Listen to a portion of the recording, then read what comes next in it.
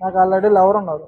నాకు అయినా కూడా ఇది చేయట్లేదు. ఏంది మీకు లవర్ ఉంటే నన్ను లవ్ చేస్తున్నారా? అది బ్రేకప్ అయిపోయింది.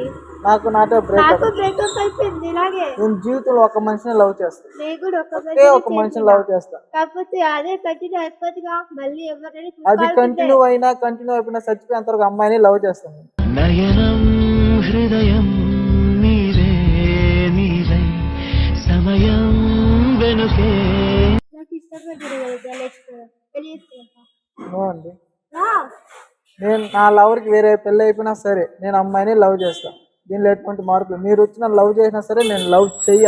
నాకు ఇంట్రెస్ట్ రాదు కూడా. అలా అంటే కష్టం కదా.